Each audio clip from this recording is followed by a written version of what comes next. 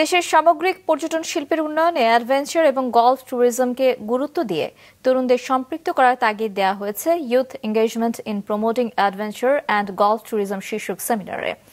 রাতে ঢাকা ক্লাবে আয়োজিত এই সেমিনারে বক্তারা বলেন, তরুণরাই দেশের পর্যটন শিল্প উন্নয়নে আগামী দিনের পথপ্রদর্শক।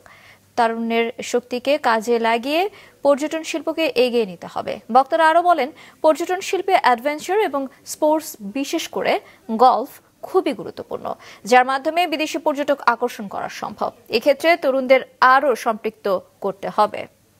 ট্যুরিজম এত বড় একটা সেক্টর, যার সাথে পাশাপাশি আরো একটা বড় সেক্টর আছে আমাদের বেসামরিক বিমান পরিবহন এবং পর্যটন। দুইটাই কিন্তু অত্যন্ত চ্যালেঞ্জিং সেক্টর। দুইটা সেক্টরকেই আপনার যদি পুরা বাংলাদেশকে পৃথিবীর বাইরে কানেক্ট করতে হয়, এই দুইটা সেক্টরের একেবারেই পাশাপাশি চলতে হবে। প্রত্যেক দেশে কিন্তু ট্যুরিজম কি, কোথায়, কেমন, বাংলাদেশের ব্র্যান্ডিং, প্রত্যেকটা জিনিসকে আইডেন্টিফাই করার জন্য একটা মাস্টার প্ল্যান লাগে।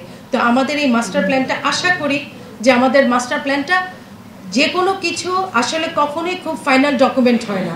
ডকুমেন্ট হয় সেটাকে সারাক্ষণ আপডেট করার একটা সুযোগ রাখতে হয়। ট্যুরিজম মাস্টার প্ল্যানটা আমরা কাজ করছি। আশা করি আগামী, খুব বেশি আশাবাদী নয়, ৩-৪ মাসের মধ্যে আশা করি একটা মাস্টার প্ল্যানটা আমরা করে ফেলতে পারবো। এবং এটা ইনশাআল্লাহ আমি খুব করে চাচ্ছি যে এটা আমি মাস্টার প্ল্যানটা যেন আমরা ফাইনাল করে ফেলতে পারি এ বছরের মধ্যে।